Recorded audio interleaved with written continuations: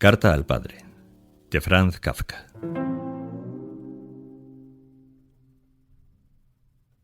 Querido padre, no hace mucho me preguntaste por qué digo que te tengo miedo. Como de costumbre no supe qué contestarte. En parte precisamente por el miedo que te tengo, en parte porque la explicación de dicho miedo interviene en demasiados pormenores para poder exponerlos con mediana consistencia. Y si con esta carta intento contestar a tu pregunta por escrito, lo haré sin duda de un modo muy incompleto porque, aun escribiendo, el miedo y sus consecuencias me atenazan al pensar en ti. Y porque las dimensiones de la materia exceden con mucho los límites de mi memoria y de mi entendimiento. A ti la cosa siempre se te ha antojado muy sencilla, al menos por la forma en que has hablado de ella delante de mí y sin discriminación delante de otras muchas personas. La veías más o menos así. Durante toda tu vida has trabajado duro, lo has sacrificado todo por tus hijos, especialmente por mí.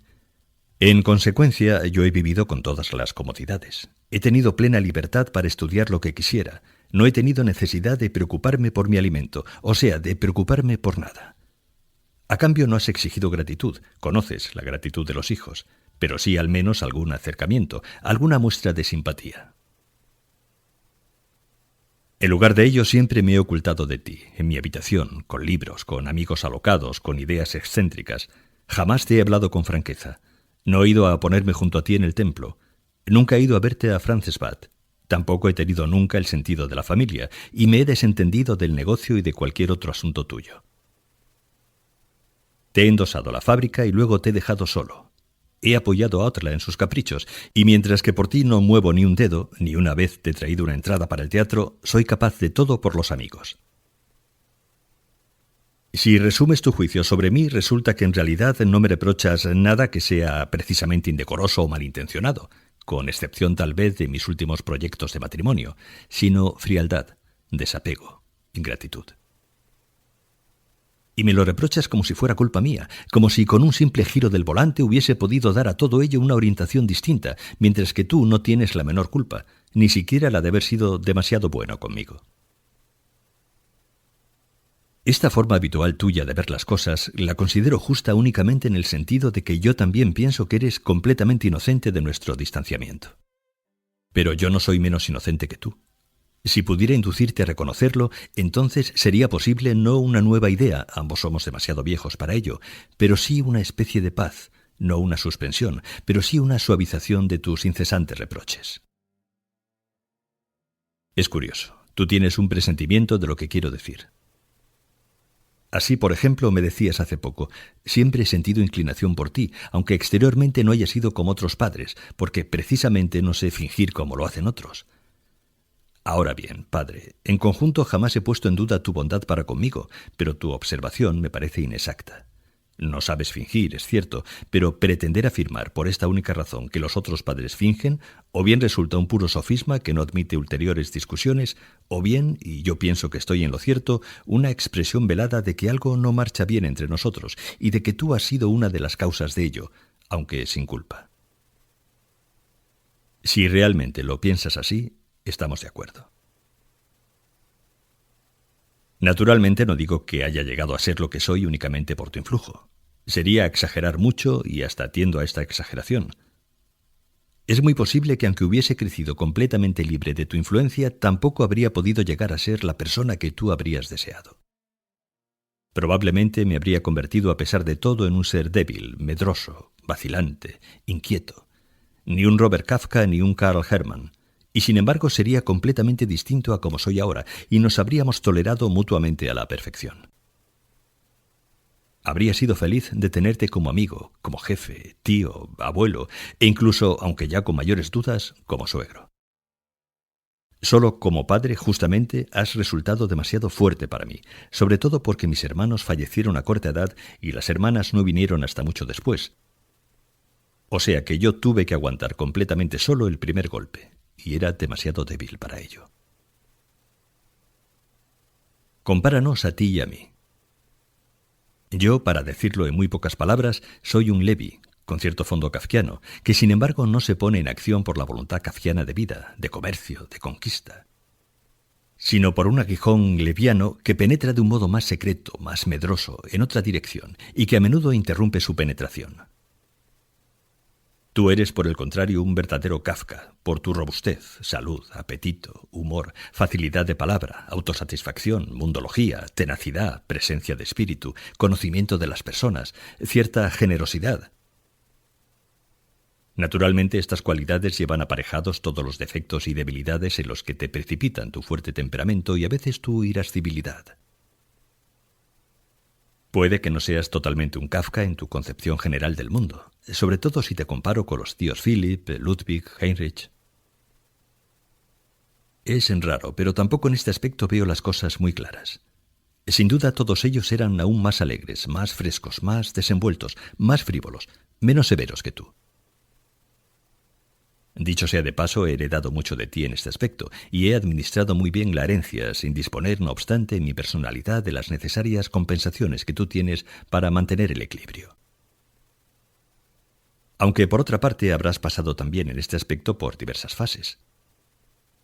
Seguramente eras más alegre antes de que tus hijos, especialmente yo, te decepcionasen y te agobiasen en casa. Si había forasteros era distinto.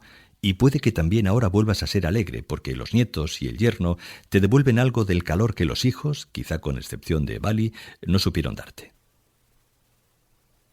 De todos modos éramos tan diferentes y tan peligrosos el uno para el otro en esa diferencia que si alguien hubiese querido calcular anticipadamente cómo habíamos de comportarnos, yo, el niño en lenta evolución, y tú, el hombre hecho, habría podido conjeturar que tú me aplastarías bajo tus pies, que de mí no quedaría nada. No ha ocurrido tal cosa. Lo vivo no admite el cálculo. Pero lo que ha ocurrido tal vez sea peor. Con todo, reitero aquí mi súplica de que no olvides que nunca he creído ni remotamente en una culpabilidad tuya. Produjiste en mí el efecto que tenías que producir, solo que ahora tendrías que dejar de considerar como una especial malignidad el hecho de que haya cedido a este efecto. Yo era un niño temeroso. No obstante, seguro que también era testarudo, como suelen serlo los niños. Seguro que además me mimó mi madre. Pero no puedo creer que fuese especialmente indócil. No puedo creer que una palabra amable, una mano tendida en silencio, una mirada bondadosa, no hubiesen podido obtener de mí todo lo que hubiesen querido. La verdad es que tú, en el fondo, eres un hombre bondadoso y tierno. Lo que sigue no contradice este hecho. Hablo tan solo de cómo influía en el niño tu apariencia. Pero no todos los niños tienen la constancia y la intrepidez necesarias para buscar la bondad hasta dar con ella. Solo puedes tratar a un niño según te han hecho a ti mismo, con dureza, gritos y cólera, y en tu caso este trato te parecía además muy adecuado porque querías que de mí saliese un muchacho fuerte y valeroso. Hoy, naturalmente, no puedo describir de un modo inmediato tus procedimientos educativos de los primeros años, pero puedo representármelos aproximadamente sacando conclusiones de lo ocurrido en años posteriores y de tu forma de tratar a Félix. En este aspecto hay que subrayar además que entonces eras más joven y consiguientemente más vital, más brusco, más auténtico y aún más despreocupado que ahora, y que por añadidura, absorbido como estabas por el negocio, apenas sí podías dejarte ver más que una vez al día. De ahí que produjeras en mí una impresión tanto más intensa que jamás llegó a debilitarse hasta convertirse en costumbre. De un modo indirecto solo recuerdo un incidente de los primeros años. Puede que tú también lo recuerdes. Una noche no cesaba de lloriquear pidiendo agua. No lo hacía seguramente porque tuviera sed, sino en parte tal vez por incomodar y en parte por distraerme. Al ver que unos cuantos gritos de amenaza no producían efecto, me sacaste de la cama, me llevaste a la terraza y allí me dejaste un ratito solo, en camisón, ante la puerta cerrada. No voy a decir que estuviese mal hecho. Es posible que no hubiese realmente otra manera de restablecer la calma nocturna. Pero lo que pretendo, al mencionar este hecho, es caracterizar tu sistema educativo y su efecto en mí. Sin duda después me mostré ya obediente, pero quedé interiormente dañado. Por mi manera de ser jamás pude establecer la justa proporción entre el hecho de pedir agua sin más ni más, que para mí era natural, y el hecho excesivamente espantoso de que me sacasen fuera. Años después seguía martirizándome aún la idea de que el hombre gigantesco, mi padre, en la última instancia, podía venir a mí casi sin motivo alguno, sacarme de la cama en plena noche y llevarme a la terraza. O sea que yo no era absolutamente nada para él. Aquello no fue más que un pequeño inicio. Pero este sentimiento de nulidad que a menudo me domina, un sentimiento por lo demás noble y fecundo en otro aspecto, procede muchas veces de tu influencia. Habría necesitado un poco de estímulo, un poco de amistad, que me dejasen abierto el camino. Pero en lugar de hacerlo, tú me lo cerraste, sin duda con la buena intención de que siguiera otro. Pero yo no valía para ello. Me animabas, por ejemplo, cuando saludaba o desfilaba correctamente, pero yo no estaba hecho para ser soldado. O bien me animaba si comía con buen apetito o era capaz de beber cerveza, o si podía cantar canciones que no entendía o remedaba sin ton ni son tus expresiones favoritas, pero ninguna de tales cosas formaba parte de mi futuro. Y es revelador que aún hoy solo me animes realmente a hacer algo cuando tú mismo te sientes afectado, cuando se trata de tu amor propio, que yo ofendo, por ejemplo con mis proyectos de matrimonio, o que es ofendido en mí, cuando por ejemplo Pepa me insulta. Entonces me veo alentado, se me recuerda lo que valgo, se alude a los buenos partidos a que podría aspirar, y Pepa es condenado sin reservas. Pero al margen de que a mi edad sea ya casi inaccesible a todo aliento, ¿cómo me ayudaría este aún si únicamente hiciese su aparición cuando no se trata de mí en primer término? Era entonces en todos los aspectos cuando tenía necesidad de aliento. Me sentía yo oprimido por tu simple corpulencia. Recuerdo, por ejemplo, cuando a menudo nos desvestíamos juntos en una sola caseta de baños. Yo flaco, débil, esmirriado, tú fuerte, alto, de anchas espaldas. Ya en la caseta me avergonzaba de mí mismo, y no solo ante ti, sino ante el mundo entero, porque tú eras para mí la medida de todas las cosas. Luego, cuando salíamos de la caseta ante la gente, cogiéndote de la mano como un pequeño esqueleto, inseguro, descalzo por las planchas de madera, con miedo al agua, incapaz de imitar los ejercicios de natación que tú me enseñabas con la mejor de las intenciones, pero causándome de hecho la mayor de las vergüenzas, entonces me sentía completamente desesperado, y en tales momentos confluían de manera imponente todas mis malas experiencias en todos los terrenos. Sentía la mayor comodidad cuando a veces te desnudabas primero y yo podía quedarme solo en la caseta y retrasar la vergüenza de mostrarme en público, hasta que venías a ver qué ocurría y me sacabas de la caseta. Te agradecía que parecieses no darte cuenta de mi apuro, y también estaba orgulloso del cuerpo de mi padre. Por otra parte, subsiste aún hoy entre nosotros esa misma diferencia. A todo ello correspondía además tu superioridad espiritual. Solo con tu esfuerzo habías conseguido llegar tan alto que tenías una confianza ilimitada en tu opinión. De niño esto no me resultaba tan deslumbrante como después, en mi adolescencia. Desde tu butaca gobernabas el mundo. Tu opinión era justa, cualquier otra era disparatada, extravagante, absurda. La confianza que tenías en ti mismo era tan grande que no necesitabas ser consecuente para seguir teniendo siempre la razón. Podía ocurrir también que sobre un asunto no tuviese siquiera una opinión formada, y en consecuencia todas las opiniones posibles sobre dicho asunto tenían que ser falsas sin excepción. Por ejemplo, podías echar pestes contra los checos, después contra los alemanes, después contra los judíos, y no solo en algunos aspectos concretos, sino en todos, y al final no quedaba nadie en pie, salvo tú mismo. En ti observé lo que tienen de enigmático los tiranos, cuya razón se basa en su persona, no en su pensamiento. Al menos así me lo parecía. Y frente a mí tenías en efecto la razón con asombrosa frecuencia. Era obvio que la tenías en la conversación, puesto que apenas llegábamos a dialogar, pero también en la práctica. No resultaba muy difícil de comprender. En todo lo que yo pensaba estaba sometido a tu fuerte presión, incluso cuando mis pensamientos no estaban de acuerdo con los tuyos, y especialmente entonces. Todas aquellas ideas, en apariencia independientes de ti, venían marcadas desde el principio por tu juicio desfavorable. Sostener esta situación hasta la plasmación total y permanente del pensamiento era casi imposible. No hablo de pensamientos elevados, sino de cualquier pequeña tentativa infantil. Bastaba con estar contento por cualquier cosa, sentirse colmado por ella, llegar a casa y expresarla para obtener como respuesta un suspiro irónico, un gesto de negación con la cabeza, unos golpecitos en la mesa con los dedos. he visto cosas mejores, o no me vengas con cuentos, o en qué cabeza cabe, o qué sales ganando con eso, o vaya acontecimiento. Naturalmente no se te podía exigir entusiasmo por cualquier pequeñez infantil, viviendo como vivías lleno de preocupaciones y ajetreo. Tampoco se trataba de esto. Más bien se trataba de que tu personalidad contradictoria te obligaba a ocasionar siempre y profundamente estas decepciones a tu hijo. Más aún, esta contradicción se intensificaba incesantemente con la acumulación de material, de suerte que acababa imponiéndose como una costumbre, aunque alguna vez tu opinión coincidiera con la mía.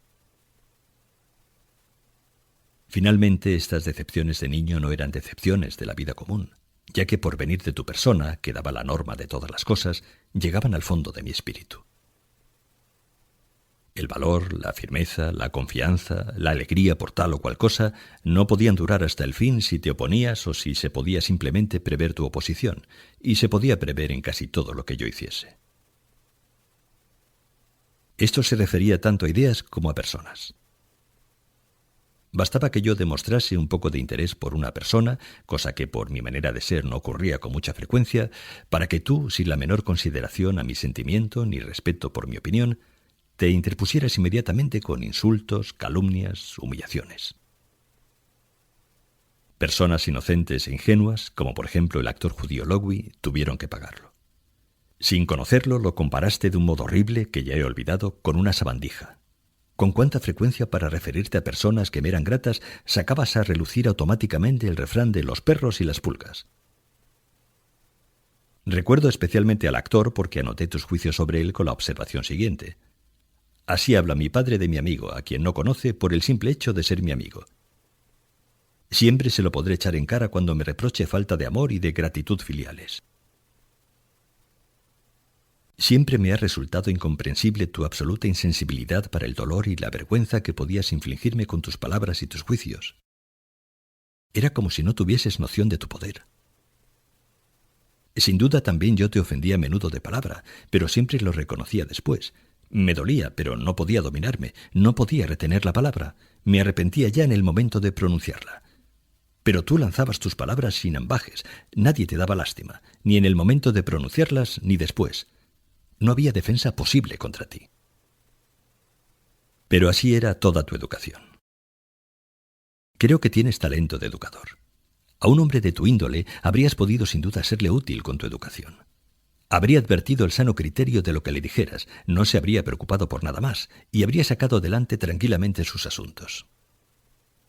Pero para mí, que era un niño, todo lo que proclamabas en mi presencia era ley divina. Nunca lo olvidaba. Lo consideraba el medio más importante para juzgar el mundo, para juzgarte sobre todo a ti mismo, y en esto era completo tu fracaso. Como por el hecho de ser un niño estaba contigo principalmente a las horas de comer, tus lecciones eran en gran parte lecciones sobre la manera de comportarse en la mesa. Había que comer todo lo que ponían. No estaba permitido hacer comentarios sobre la calidad de los alimentos, aunque tú a veces decías que no había quien se los tragase. Los calificabas de bazofia, decías que la bestia, la cocinera, los había echado a perder. Como por tu buen apetito y por tu gusto particular lo comías todo deprisa, caliente y a grandes bocados, el chiquillo tenía que apresurarse. Reinaba en la mesa un silencio sombrío, interrumpido por advertencias. Primero come, luego habla. O bien, más aprisa, más aprisa, más aprisa. O bien, ¿lo ves? Yo ya he terminado hace rato. Nadie podía partir los huesos con los dientes. Tú, sí. Ni sorber el vinagre. Tú, sí. Lo principal era cortar el pan en rebanadas regulares, pero no importaba si tú lo hacías con un cuchillo que chorreaba salsa. Había que cuidar de que no cayesen al suelo restos de comida, pero debajo de ti era donde más los había. En la mesa solo se podía pensar en comer, pero tú te limpiabas o te cortabas las uñas, sacabas punta lápices, te hurgabas las orejas con mondadientes. Compréndeme, padre, te lo suplico. En el fondo se trataba de detalles completamente insignificantes, pero a mí me resultaban deprimentes por la única razón de que tú mismo, el hombre tan tremendamente decisivo para mí, no observases los mandamientos que me imponías. De ahí que el mundo se dividiese para mí en tres partes. En la primera vivía yo, el esclavo, bajo unas leyes creadas exclusivamente para mí y a las que por añadidura, sin saber por qué, nunca podía obedecer del todo. Luego, en un segundo mundo, a una distancia infinita del mío, vivías tú, ocupado en el gobierno, en dar órdenes y en enfurecerte cuando no eran cumplidas. Y finalmente había un tercer mundo donde vivía el resto de la gente, felices y libres de órdenes y de obediencia. Vivía continuamente avergonzado.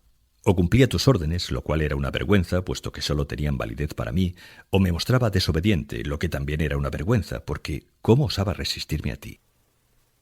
O no podía obedecer porque no tenía, por ejemplo, tu energía, ni tu apetito, ni tu habilidad, aunque tú me lo exigías como algo perfectamente lógico.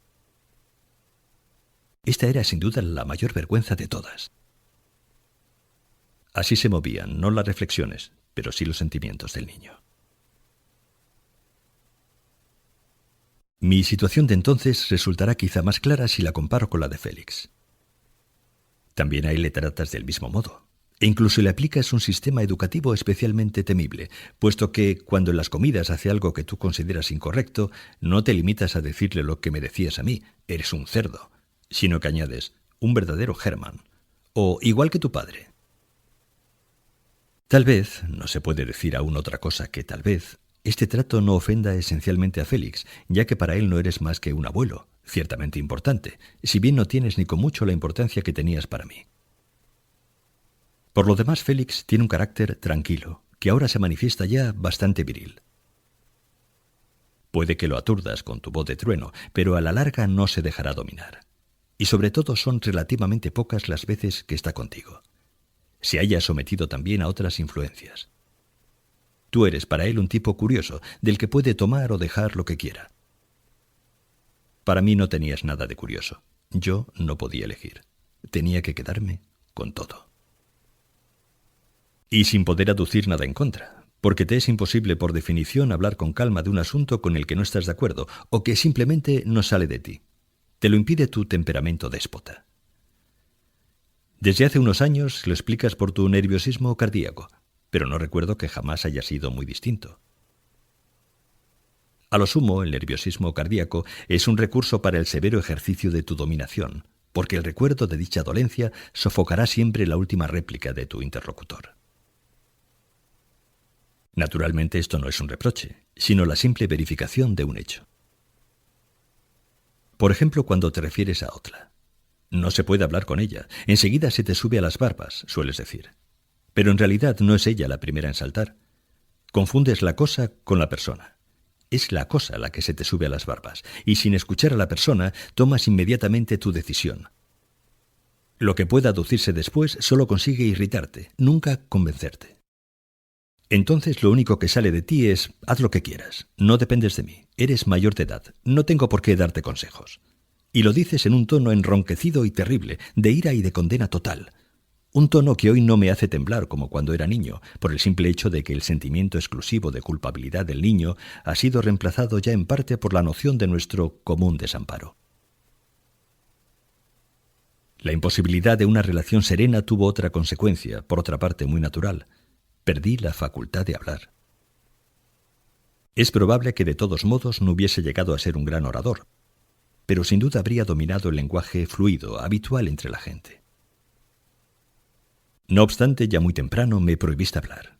Tu amenaza, no te atrevas a replicarme, y tu mano alzada al proferirla, son dos cosas que me acompañan desde siempre.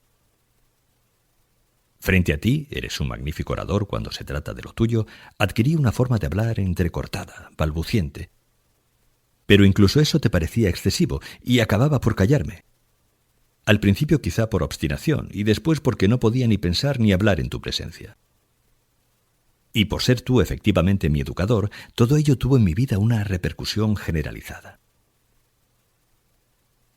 Cometes un notable error si crees que nunca me he sometido a ti. Llevar siempre la contraria no ha sido realmente mi norma de conducta contigo, como tú piensas y me reprochas. Al contrario, si te hubiese obedecido menos, seguro que estarías mucho más contento de mí. Lo cierto es que todas tus medidas educativas dieron en el blanco. No esquivé ninguno de tus golpes. En mi actual manera de ser, soy, exceptuando naturalmente los principios y las influencias de la vida, el resultado de tu educación y de mi docilidad. El hecho de que este resultado te parezca a pesar de todo lamentable y de que incluso te resistas inconscientemente a admitirlo como resultado de tu educación se debe justamente a que tu mano y mi material han sido siempre tan extraños entre sí. Decías, no te atrevas a replicarme, y así querías reducir al silencio las fuerzas contrarias que te eran desagradables. Pero este influjo era para mí demasiado fuerte. Yo era demasiado dócil, enmudecía totalmente, me escabullía de tu presencia y solo me atrevía a moverme cuando me había alejado tanto de ti que ya no me alcanzaba tu poder, al menos de un modo directo. Pero ahí estabas tú, frente a mí, y todo volvía a parecerte que estaba en contra, cuando no era más que la consecuencia natural de tu energía y de mi debilidad. Los recursos oratorios de tu sistema educativo, extremadamente eficaces y que al menos conmigo no te fallaban nunca, eran reprimenda, amenaza, ironía, risa malévola y, cosa rara, quejas sobre ti mismo. No puedo recordar que me atacases directamente con insultos explícitos. Tampoco era necesario. Tenías otros muchos medios. Además, en casa, conversando, y especialmente en el negocio, que las invectivas en torno a mí caían sobre los demás en tales cantidades que muchas veces ensordecían casi totalmente mis oídos infantiles, y no había razón alguna para no relacionarlas conmigo, porque las personas a quienes regañabas no eran ciertamente peores que yo, ni tú estabas ciertamente más descontento de ellas que de mí. Y también en esto se manifestaba una vez más tu enigmática inocencia y tu intangibilidad. Te desatabas en improperios sin que ello te creara el menor problema a ti, que condenabas y prohibías los improperios en los demás. Reforzabas los improperios con amenazas, y entonces sí que también te dirigías a mí. Me aterrorizabas, por ejemplo, con tu frase «te voy a hacer picadillo», aunque sabía que nada peor seguía tus palabras. La verdad es que de niño no lo sabía muy bien. No obstante, correspondía casi perfectamente a mi idea de tu poder el hecho de que fueses capaz de hacerlo. También me horrorizabas cuando corrías profiriendo gritos alrededor de la mesa, persiguiendo a uno de nosotros, aunque en realidad no quisieras agarrarlo, pero lo simulabas, y parecía como si la madre finalmente lo salvase. Y al niño le parecía que una vez más había conservado la vida por tu misericordia y que el hecho de seguir viviendo era un inmerecido regalo tuyo. También cabría citar aquí las amenazas derivadas de la desobediencia. Cuando yo me ponía a hacer algo que no te gustaba y amenazabas con el fracaso, el respeto a tu opinión era tan grande que el fracaso era inevitable, aunque tal vez se produjese mucho más tarde. Perdí la confianza en mis propios actos. Me volví inconstante, indeciso. Cuanto más crecía, mayor era el material que podías oponerme como prueba de mi nulidad. Poco a poco tuviste efectivamente razón en más de un aspecto. De nuevo, me guardaré muy bien de afirmar que solo por tu causa he llegado a ser como soy. Tú no hiciste más que acentuar lo que ya existía, pero lo acentuaste mucho, porque comparado conmigo eras muy poderoso y aplicabas a ello todo tu poder. Tenías una confianza especial en la educación por medio de la ironía, que era asimismo la que mejor correspondía a tu superioridad sobre mí. En ti una advertencia solía adoptar la forma siguiente: ¿no puedes hacerlo así o así? ¿Sería pedirte demasiado? No tienes tiempo, ¿verdad? Y cosas por el estilo. Y cada una de estas preguntas acompañada de una sonrisa y una expresión maliciosas. En cierto modo uno era castigado antes de saber que había hecho algo malo. También eran provocativas las reprensiones en las que uno era tratado en tercera persona, o sea que ni siquiera se le consideraba digno de la interpelación maliciosa. En ellas te dirigías formalmente a mi madre, pero de hecho a mí, que estaba sentado en vuestra presencia. Por ejemplo, naturalmente es algo que no se le puede exigir a nuestro hijo, y cosas así. Esto implicaba como contrapartida que yo, por ejemplo, no osase, y luego ya por costumbre ni siquiera pensase, preguntarte nada directamente, si estaba a mi madre. Para el niño era mucho menos peligroso pedir información sobre ti a mi madre, que estaba sentada a tu lado. Entonces le preguntaba a ella, ¿cómo está mi padre? Y de este modo no había sorpresas. Naturalmente, también había casos en los que uno estaba muy de acuerdo con la más acerba de las ironías, cuando concernía a otros, especialmente a Eli, con quien estuve enfadado durante años. Para mí era una fiesta de malignidad y de venganza oír decir de ella casi en cada comida: tiene que sentarse a 10 metros de la mesa la chica. Y luego en tu asiento, con malicia, sin el menor asomo de jovialidad ni de humor, sino como un enemigo encarnizado, intentabas imitarla exagerando la extrema repugnancia que te producía su manera de sentarse. ¿Cuántas veces se repitió el hecho y otros semejantes, y qué poco conseguiste realmente con tu actitud? Creo que se debía a que el gasto de ira y de enojo no parecía guardar la debida proporción con el asunto en sí. No se tenía la sensación de que la ira fuese provocada por una minucia como esa de sentarse lejos de la mesa, sino de que ya existía de antemano en toda su magnitud y sólo casualmente había tomado el asunto como pretexto para desencadenarse. Y como estábamos convencidos de que siempre habría un pretexto, no nos preocupábamos ya de nuestra conducta, y además quedaba uno insensibilizado por las constantes amenazas. Por otra parte, estábamos casi seguros de que no habría golpes. Uno se volvía un niño hosco, distraído, desobediente, siempre en busca de un refugio donde guarecerse, generalmente un refugio interior. Así sufrías tú y sufríamos nosotros. Desde tu punto de vista tenías toda la razón cuando, con los dientes apretados y la risa gutural que por primera vez había dado al niño una idea del infierno, solías decir en tono agrio, como no hace mucho a causa de una carta de Constantinopla: «¡Qué gentuza esta!». Totalmente incompatible con esa posición ante tus hijos, parecía el hecho de que te lamentases públicamente, lo que ocurría con mucha frecuencia. Confieso que de niño, más tarde sí, esto no me producía sensación alguna, y no comprendía cómo podías esperar que te compadecieran. ¿Eras tan descomunal en todos los aspectos? ¿Qué podía importarte nuestra compasión o nuestra simple ayuda? En realidad tenías que menospreciarlas como tan a menudo nos menospreciabas a nosotros. Por esta razón yo no creía en las lamentaciones y buscaba tras ellas alguna intención oculta. Solo posteriormente comprendí que en realidad sufrías mucho por tus hijos. Pero entonces, cuando tus quejas en otras circunstancias habrían podido mover un corazón infantil, abierto, sin prejuicios, dispuesto a cualquier ayuda, habían de parecerme tan solo unos recursos educativos y de mortificación demasiado evidentes, no muy duros como tales, pero con el nocivo efecto secundario de que el niño se acostumbró a no tomar demasiado en serio unas cosas que tenía que haber tomado en serio. Afortunadamente no dejaba de haber excepciones, sobre todo cuando sufrías en silencio y el amor y la bondad con su fuerza vencían cualquier oposición y la conmovían de un modo inmediato. Ocurría sin duda muy pocas veces, pero era maravilloso. Por ejemplo, cuando en pleno verano te veía en el despacho inmediatamente después de comer, cansado, un poco soñoliento, con los codos en la alta mesa, o cuando venías los domingos agotado a vernos a nuestra casa de veraneo, o cuando al ponerse nuestra madre gravemente enferma te agarrabas a la librería con el temblor del llanto, o cuando durante mi última enfermedad venías a verme a la habitación de otra sin hacer ruido, te quedabas en el umbral, estirabas el cuello para verme en la cama y me saludabas solo con la mano, lleno de consideración. En tales ocasiones me tendía a llorar de felicidad, y aún hoy lloro al escribirlo. Posees además una manera particularmente hermosa que se ve raras veces de sonreír con calma, satisfacción y afabilidad, una sonrisa que puede hacer completamente feliz a la persona a quien la dedicas. No puedo recordar si en mi infancia me obsequiaste alguna vez con ella de un modo manifiesto, pero pudo muy bien ocurrir. ¿Por qué habías de negármela cuando yo te parecía un inocente y era tu gran esperanza? De otro lado, tales impresiones amables no han conseguido a la larga más que aumentar mi conciencia de culpa y hacerme el mundo más incomprensible todavía. Prefería tenerme a lo real y duradero. Para afirmarme solo un poco frente a ti, y en parte también por una especie de venganza, pronto empecé a observar, a inventariar, a exagerar pequeños detalles ridículos que advertía en ti. Cómo, por ejemplo, te dejabas deslumbrar fácilmente por personajes que solo en apariencia ocupaban una posición elevada, y de quienes contabas cosas sin cansarte.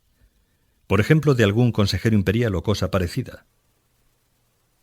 Por otra parte, también este tipo de cosas me hacía daño.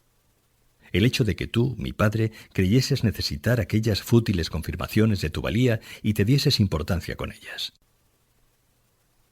O bien observaba tu predilección por las palabrotas, proferidas en el tono más alto posible, que te hacían reír como si hubieses dicho algo especialmente brillante, cuando en realidad se trataba solo de alguna indecencia insignificante y banal.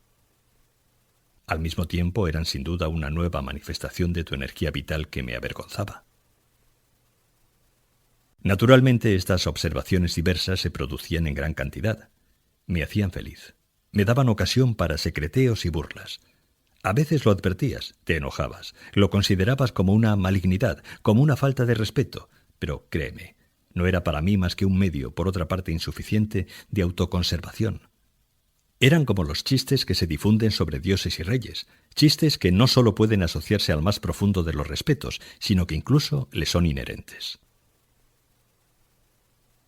Por lo demás, y de acuerdo con la situación semejante en que te hallas respecto a mí, también tú has intentado una especie de contraataque. Solías dar a entender que las cosas me iban la mar de bien y que siempre he sido muy bien tratado. Es verdad, pero no creo que en las circunstancias imperantes esto me sirviera de mucho. Es cierto que mi madre se mostró conmigo de una bondad sin límites, pero todo ello estaba, para mí, relacionado contigo, y no era por tanto una buena relación. Inconscientemente mi madre desempeñaba el papel de montero en la cacería. En el caso improbable de que tu educación hubiese podido separarme de ti, incitándome a la obstinación, a la aversión o incluso al odio, mi madre restablecía el equilibrio con su bondad, con frases sensatas. En el caos de la infancia ella era el prototipo de la sensatez, con ruegos. Y de nuevo me veía arrastrado a tu órbita, de la que en otro caso tal vez me habría desprendido en beneficio tuyo y mío. O sucedía que no llegábamos a una conciliación propiamente dicha. Mi madre se limitaba a protegerme de ti a escondidas. A escondidas me daba algo, me permitía algo. Entonces yo volví a ser ante ti la criatura afectada de fotofobia, falsa, consciente de su culpa, que a causa de su nulidad solo podía llegar por caminos tortuosos incluso a aquellas cosas a las que creía tener derecho. Naturalmente me acostumbré a buscar también por esos caminos unas cosas a las que ni siquiera en mi propia opinión tenía derecho alguno. Y de nuevo se acrecentaba mi sensación de culpabilidad. También es cierto que apenas si me has pegado nunca de verdad. Pero los gritos, el rostro enrojecido, la manera apresurada de desabrocharte el cinturón y dejarlo preparado en el respaldo de la silla, eran cosas que me resultaban casi peores. Es como cuando tienen que ahorcar a alguien. Si realmente le ahorcan, se muere y todo acabó para él. Pero si tiene que asistir a todos los preparativos para ser ahorcado y no se entera de su indulto hasta que ya tiene la soga colgando ante él, puede quedar afectado por ello durante toda su vida. Por añadidura de esa gran cantidad de veces que, en tu opinión claramente manifestada, merecía una paliza y me libraba de ella por pelos gracias a tu clemencia, resultaba un nuevo incremento de mi sensación de culpabilidad. Cualquiera que fuese el punto de partida, siempre desembocaba en tu idea de culpa. Siempre me hacías el reproche, a mí solo o en presencia de otras personas, ya que no tenías noción de lo humillante que era esto último, los asuntos de tus hijos siempre eran públicos, de que vivías sin privaciones, en medio de la paz, el calor y la abundancia, gracias a tu trabajo. Pienso en ciertas observaciones que deben de haber dejado literalmente surcos en mi cerebro, como por ejemplo, a los 7 años tenía que andar ya con el carretón por los pueblos. Dormíamos todos juntos en una habitación. Éramos felices cuando teníamos patatas. Durante años, por falta de ropa de invierno, tuve llagas abiertas en las piernas. Aún era un niño cuando tenía que ir a Pisek a trabajar en la tienda. En casa no me daban absolutamente nada, ni siquiera durante el servicio militar, y aún era yo quien enviaba dinero a mi familia. Y sin embargo, el padre era siempre el padre. ¿Quién habla ya de tales cosas hoy en día? ¿Qué saben los hijos? Nadie lo ha sufrido. ¿Entiende esto un muchacho de hoy? En otras circunstancias, tales historias hubiesen podido ser un recurso educativo de primer orden. Nos habrían estimulado y dado fuerzas para vencer las mismas penalidades y privaciones que había sufrido nuestro padre. Pero sin duda no era eso lo que querías. Precisamente la situación era distinta gracias a tus esfuerzos. No había ocasión de distinguirse del mismo modo que tú lo habías hecho. Tal ocasión se habría podido crear únicamente por la fuerza y la subversión. Habría sido preciso huir de casa, en el supuesto de haber poseído la capacidad de decisión y la energía suficientes, y de que la madre por su parte no hubiese trabajado en contra con otros medios. Pero esto no lo querías en absoluto. Lo calificabas de ingratitud, de extravagancia, de desobediencia, de traición, de locura. O sea que, mientras por una parte nos inducías a ello con el ejemplo, la explicación y la humillación, lo prohibías por otra parte con toda severidad. De no ser así, habría tenido que encantarte la aventura de Otla en Sugao, al margen de los aspectos secundarios. Ella quería volver al campo, de donde tú viniste. Quería trabajos y privaciones como las que tú pasaste. No quería disfrutar de los frutos de tu trabajo, del mismo modo que tú te independizaste de tu padre. ¿Eran unos propósitos tan horribles? ¿Tan alejados de tu ejemplo y de tu doctrina? De acuerdo, los propósitos de Otla acabaron fracasando en sus resultados. Fueron tal vez algo ridículo, llevado a cabo con demasiado énfasis, sin el debido respeto a los padres. ¿Pero fue exclusivamente culpa suya? ¿No fueron también culpables las circunstancias y sobre todo el hecho de que tú le fueses tan extraño? ¿Acaso ella era para ti, como pretendiste después con el deseo de convencerte a ti mismo, menos extraña cuando estaba en tu negocio que después en Sugao? ¿Y no es absolutamente cierto que habrías tenido poder, en el supuesto de que te hubieses superado a ti mismo, para convertir aquella aventura a base de estímulos, consejos, vigilancia o tal vez simplemente con paciencia en algo magnífico? Inmediatamente después de tales experiencias, solías decir, chanceándote con agritud, que las cosas nos iban demasiado bien. Pero esta broma no lo es en cierto sentido. Lo que tuviste que conquistar con la lucha lo recibíamos nosotros de tus manos, pero la lucha por la vida, a la que accediste de un modo inmediato y que naturalmente tampoco nosotros podemos eludir, debemos emprenderla cuando es ya muy tarde, en edad adulta, con las fuerzas de un niño. No digo que por ello nuestra situación sea necesariamente más desfavorable que la tuya. Tal vez resulte equivalente, aunque sin duda no son comparables las situaciones de base. Nosotros tenemos la única desventaja de que no podemos vanagloriarnos de nuestra miseria ni mortificar a nadie con ella como tú has hecho con la tuya. Tampoco voy a negar que me habría sido posible disfrutar, revalorizar de un modo verdaderamente correcto los frutos de tu inmenso y productivo trabajo y seguir aumentando su productividad para darte satisfacción. Pero a ello se oponía nuestro distanciamiento. Podía gozar de lo que me dabas, pero solo con vergüenza, cansancio, debilidad, sentimiento de culpa. De ahí que únicamente pudiese mostrarte un agradecimiento de mendigo, no actuante.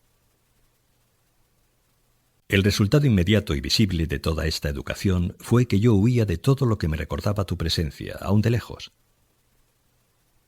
Primero fue el negocio. De hecho, habría tenido que gustarme, sobre todo en mi infancia, cuando aún no era más que una tienda en un callejón.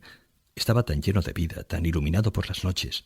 Había mucho que ver y oír, se podía echar una mano de vez en cuando, llamar la atención y sobre todo admirarte por tu excepcional talento de comerciante. Cómo vendías, tratabas a la gente, bromeabas, te mostrabas incansable, sabías tomar de inmediato una decisión en caso de duda, etc. Además, era un notable espectáculo verte hacer un paquete o abrir una caja. Y todo el conjunto no constituía la peor de las escuelas para un niño. Pero como poco a poco me infundiste terror en todos los sentidos y la tienda y tú fuisteis para mí una sola cosa, tampoco en la tienda me sentía a gusto. Cosas que al principio me parecieron naturales allí, luego me atormentaban, me avergonzaban, especialmente tu manera de tratar al personal. No sé, puede que haya sido siempre igual en todos los negocios. En las Assicurazioni Generali, por ejemplo, lo fue efectivamente durante el tiempo que yo estuve allí. Al despedirme del director, aduje, sin que fuese del todo cierto, aunque tampoco del todo falso, que no podía soportar las continuas broncas, que por otra parte no me afectaban nunca directamente. Esta dolorosa sensibilidad respecto a ellas ya me venía de casa. Pero en mi infancia me importaban poco los otros negocios. En cambio a ti en la tienda te oía y te veía gritar, insultar y enfurecerte hasta un extremo que, según mi opinión de entonces, no tenía parangón en todo el mundo. Y no solo había los insultos, sino también otras formas de tiranizar a la gente. Como, por ejemplo, arrojabas al suelo de un manotazo unos géneros que no admitías haber confundido con otros, y el dependiente tenía que recogerlos. O tu manera de repetir la misma frase respecto a un dependiente enfermo de los pulmones. A ver si revienta de una vez ese perro enfermo. Llamabas a los dependientes enemigos pagados, y en efecto lo eran. Pero antes de que lo fueran, tú me parecías ya su enemigo que paga. Allí recibí asimismo la gran enseñanza de que podía ser injusto. Por mí mismo no lo habría advertido tan pronto, porque el sentimiento de culpa acumulado en mí era tal que te daba la razón. Pero allí, según mi opinión infantil, que después he corregido evidentemente un poco, aunque no demasiado, había personas de fuera que a pesar de todo trabajaban para nosotros y que a cambio de su trabajo se veían obligadas a vivir atemorizadas por ti. Naturalmente yo exageraba, y lo hacía porque aceptaba sin reservas que tú infundías a los demás el mismo terror que a mí. La verdad es que, de ser así, no habrían podido vivir. Pero como se trataba de gente adulta, con unos nervios a toda prueba, se sacudían tranquilamente los insultos, y estos, a la larga, te ocasionaban más daño a ti que a ellos. Pero tal situación me hacía la tienda insoportable. Me recordaba demasiado mi relación contigo. Al margen de tus intereses de empresario y de tu ambición, como simple comerciante eras ya tan superior a todos los que hacían contigo su aprendizaje que no podía satisfacerte en ninguno de sus trabajos, y también conmigo tenías que mostrarte eternamente insatisfecho. De ahí que yo perteneciera inevitablemente al partido del personal, por el simple hecho de que mi timidez me impedía comprender cómo se podía insultar de tal forma a un extraño. Debido a esa misma timidez, quería reconciliar de algún modo al personal, al que yo consideraba terriblemente soliviantado, contigo, con nuestra familia, aunque solo fuese en defensa de mi propia seguridad. Para lo cual no bastaba ya una conducta normal, correcta, ni siquiera discreta con el personal. Tenía que mostrarme humilde. No solo saludar yo primero, sino demostrar en lo posible que no exigía que me devolvieran el saludo. Y aunque yo, una persona insignificante, les hubiese besado los pies, no habría podido nunca neutralizar la furia con que tú, su dueño y señor, los pisoteabas. Estas relaciones que establecí con unos semejantes fueron más allá del negocio y repercutieron en el futuro. Algo parecido, aunque no tan peligroso ni tan intenso como en mi caso, es por ejemplo la afición de Otla a tratar con gente pobre, su contacto, que tanto te indigna, con criadas y personas de esta clase. Finalmente casi tuve miedo de la tienda. Y en cualquier caso hacía ya mucho tiempo que no era asunto mío, desde antes de iniciar el bachillerato y de distanciarme aún más de ella. Además me parecía un trabajo excesivo para mis fuerzas, ya que, según decías, consumía incluso las tuyas. Entonces intentaste aún, lo que hoy me conmueve y me avergüenza, extraer de mi repugnancia por el negocio, por tu obra, de esa repugnancia que tan dolorosa te resultaba, un poco de dulzura para ti, afirmando que me faltaba sentido comercial, que tenía ideas más elevadas en la cabeza y cosas por el estilo. A mi madre, como es lógico, le agradaba esta explicación que te obligabas a dar, y yo mismo, en mi vanidad y mi angustia, me dejaba influir por ella. Pero de haber sido únicamente o principalmente esas ideas elevadas las que me apartaron del negocio, que ahora, y solo ahora, odio de un modo sincero y real, habrían tenido que manifestarse de un modo distinto, en lugar de hacerme navegar, temeroso y paciente, a través de los estudios de enseñanza media y de derecho, hasta recalar definitivamente en mi escritorio de empleado. Si quería escapar de ti, tenía que hacerlo también de la familia, incluida mi madre. Ciertamente uno podía hallar siempre refugio en ella, pero solo en relación contigo. Te quería demasiado, y estaba rendida a ti con excesiva fidelidad para poder representar en la lucha del hijo un poder espiritual de inalterable independencia. Por otra parte, fue este un instinto certero del niño, puesto que con los años mi madre se fue uniendo a ti cada vez más estrechamente, en tanto que, dentro de sus cosas personales, conservaba de un modo dulce y hermoso, sin ofenderte nunca en lo esencial, su independencia dentro de unas fronteras mínimas.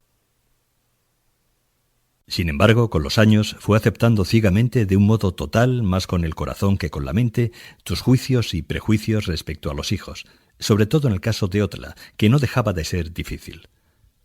A decir verdad, hay que recordar en todo momento lo incómoda, lo extremadamente agotadora que resultaba la posición de la madre en la familia.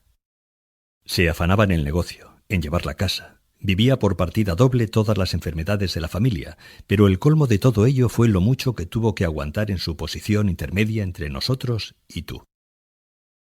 Siempre fuiste amable y considerado con ella, pero en este aspecto la respetaste tan poco como la respetamos nosotros. Sin la menor consideración asestamos contra ella nuestros golpes, tú desde tu posición y nosotros desde la nuestra. Era una desviación, no pensábamos en hacer daño, Pensábamos únicamente en la lucha que sosteníamos, tú contra nosotros, nosotros contra ti, y nos desahogábamos con la madre. Tampoco contribuía muy positivamente a la educación de los hijos tu modo de martirizarla por nuestra causa, naturalmente sin la menor culpa de tu parte. Incluso justificaba en apariencia nuestra conducta hacia ella por otra parte injustificable. Cuánto tuvo que sufrir de nosotros por tu causa y de ti por causa nuestra, sin contar aquellos casos en los que tú tenías razón, porque ella nos consentía, aunque tal vez ese mismo consentir no pasaba de ser muchas veces una demostración silenciosa, inconsciente, contra tu sistema. Naturalmente mi madre no habría podido soportarlo todo si no hubiese extraído la fuerza suficiente para ello del amor que nos profesaba a todos y de la felicidad que este amor le proporcionaba. Las hermanas me secundaban solo en parte. La más contenta de su posición respecto a ti era Vali. Por ser la que más cerca estaba de la madre, se sometía a ti como ella, sin gran esfuerzo ni daño. Y tú también la aceptabas con mayor afecto, precisamente porque te recordaba a la madre, aunque poco material kafkiano había en ella. Aunque quizá era esto lo que te parecía bien. Donde no había nada kafkiano, ni tú mismo podías exigir que lo hubiese. Tampoco tenías la sensación, como con el resto de nosotros, de que en ella se perdía algo que era preciso salvar a toda costa. Es posible, por otra parte, que jamás te haya gustado lo kafkiano cuando se manifiesta en las mujeres. Incluso es probable que la relación de Vali contigo hubiese sido aún más afectuosa si nosotros no la hubiésemos perturbado un poco. Eli es el único ejemplo de éxito casi total de una evasión de tu círculo. De ella, cuando era niña, era de quien menos me habría atrevido a esperarlo. Era sin duda una criatura torpe, medrosa, desganada, pusilánime, rastrera, maliciosa, holgazana, golosa, tacaña. Apenas podía mirarla y mucho menos hablar con ella, de tanto como me recordaba a mí mismo, de tanto como la veía sometida al mismo yugo de una educación. Su tacañería me producía una aversión particular, porque yo era, si cabía, aún más tacaño. La avaricia es sin duda uno de los signos más indudables de una profunda desdicha. Yo estaba tan inseguro frente a todas las cosas que realmente no poseía más que lo que ya tenía en las manos o en la boca, o lo que al menos estaba en camino de llegar a ellas, y esto era precisamente lo que a Eli más le gustaba quitarme. Pero todo cambió cuando al llegar su juventud, esto es lo más importante, se marchó de casa, se casó, tuvo 2 hijos, se volvió alegre, despreocupada, valiente, generosa, desinteresada, llena de esperanzas. Es casi increíble que tú no hayas advertido realmente este cambio o en todo caso no lo hayas valorado como merece. Tan ofuscado estás por el rencor que siempre sentiste contra Eli y que en el fondo ha permanecido inalterable. Solo que este rencor se ha vuelto ahora mucho menos actual, puesto que Eli no vive ya con nosotros, y además le han quitado importancia tu amor por Félix y tu simpatía por Karl. Solo Gertie tiene que expiarlo aún algunas veces. De Otla apenas me atrevo a escribir nada. Sé que con ello pongo en juego toda la eficacia que espero de esta carta. En circunstancias normales, es decir, cuando no se encuentra en un apuro o en un peligro grave, lo único que sientes por ella es odio. Tú mismo me has confesado que, en tu opinión, siempre te causa disgustos y preocupaciones de un modo deliberado, y que cuando tú sufres por su causa, ella está satisfecha y se alegra. O sea, una especie de diablo. Qué gigantesco distanciamiento aún mayor que entre tú y yo debe de haberse producido entre tú y ella para que sea posible tan monstruosa incomprensión. Está tan lejos de ti que apenas sí la ves. Pones un fantasma en el lugar donde supones que está. Admito que con ella has tenido especiales dificultades. No penetro hasta el fondo la complejidad del caso, pero de todos modos veo en ella a una especie de Levi provista con las mejores armas de los Kafka. Entre nosotros no ha habido propiamente una lucha. Yo fui despachado pronto. Lo que quedó fue huida, amargura, lucha interior. Pero vosotros 2 estabais siempre en pie de guerra, siempre a punto, siempre con todas vuestras fuerzas. Una visión tan grandiosa como desoladora. Sin duda, en los primeros tiempos estuvisteis muy próximos el uno al otro, porque tal vez, de los 4 hermanos, Otla es aún hoy la más pura plasmación del matrimonio entre tú y mi madre y de las fuerzas que en él concurrieron. No sé lo que ha dado al traste con la dicha de la concordia entre padre e hija. Me inclino a creer que fue un proceso semejante al mío. Por tu parte, la tiranía de tu personalidad y por parte de ella la obstinación, la susceptibilidad, el sentido de la justicia, la inquietud de los Levi, y todo ello sostenido por la conciencia de la fuerza kafkiana. Puede que también yo haya influido en ella, aunque no tanto por mi propia iniciativa como por el simple hecho de mi existencia. Por otra parte, ella llegó la última a unas relaciones de poder ya fijadas, y la gran cantidad de material de que dispuso le permitió formarse su propio juicio. Puedo imaginar incluso que su personalidad vaciló algún tiempo entre lanzarse a tus brazos o a los del enemigo. Al parecer cometiste entonces algún descuido y la rechazaste. No obstante, de haber sido posible, habríais llegado a ser una pareja magníficamente bien avenida. Entonces, sin duda, yo habría perdido un aliado, pero la visión de vosotros dos me habría resarcido con creces. Y tú, con la dicha inconmensurable de haber hallado plena satisfacción, al menos en uno de nosotros, habrías cambiado mucho en favor mío. Hoy, por lo demás, todo esto es solo un sueño. Otla no tiene contacto alguno con su padre, tiene que buscar ella sola su camino, como yo, y el mayor grado de decisión, de confianza en sí misma, de salud, de despreocupación que posee comparada conmigo, la hace a tus ojos más perversa y traidora que yo. Lo comprendo. Desde tu punto de vista ella no puede ser de otra manera. Y ella misma está en condiciones de verse con tus ojos, de sentir tu dolor, y si no de desesperarse, la desesperación es cosa mía, al menos de entristecerse por él. En aparente contradicción con todo ello, nos ves juntos a menudo. Cuchicheamos, nos reímos, y de vez en cuando nos oyes pronunciar tu nombre. Te damos la sensación de unos conspiradores insolentes. Valientes conspiradores. La verdad es que desde siempre ha sido uno de los principales temas de nuestras conversaciones, como también de nuestros pensamientos, pero ciertamente no nos sentamos juntos para maquinar nada contra ti, sino para discutir conjuntamente, con todo empeño, con bromas, con seriedad, con amor, con terquedad, con ira, con repulsión, con resignación, con sentimiento de culpa, con todas las fuerzas del cerebro y del corazón, este tremendo proceso que pesa entre tú y nosotros, en todos sus detalles, desde todos los ángulos, con todos los pretextos, de cerca y de lejos. Este proceso en el que constantemente te eriges como juez, cuando no eres, al menos en su aspecto principal, dejo la puerta abierta a todos los errores que puedan salirme al paso, más que una parte tan débil y ofuscada como nosotros. En relación con el conjunto, Irma fue un ejemplo aleccionador de tu eficacia pedagógica. Por un lado era una extraña, llegó ya mayor a tu tienda, tenía que tratarte principalmente como jefe, o sea que solo estuvo expuesta a tu influencia en parte y en una edad apta para resistir. Por otro lado llevaba nuestra sangre, admiraba en ti al hermano de su padre, y tú tenías sobre ella mucho más poder que el de un simple jefe. Y sin embargo, a pesar de que con su frágil cuerpo fuese tan capacitada, inteligente, trabajadora, modesta, digna de confianza, desinteresada y fiel, de que te amase como tío y te admirase como jefe, de que acreditase su valía antes y después en diversas colocaciones, jamás te pareció una empleada muy buena.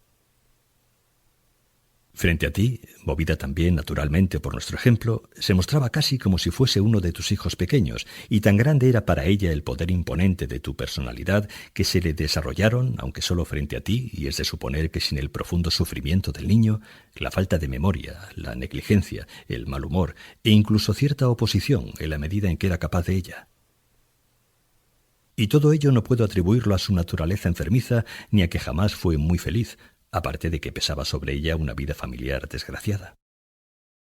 Para mí lo más significativo de tu relación con ella lo resumiste en una frase que ya consideramos clásica, una frase casi blasfema, pero que precisamente demuestra en sumo grado tu inocencia en lo que respecta a tu manera de tratar a la gente. La cantidad de porquería que me ha dejado esta bienaventurada.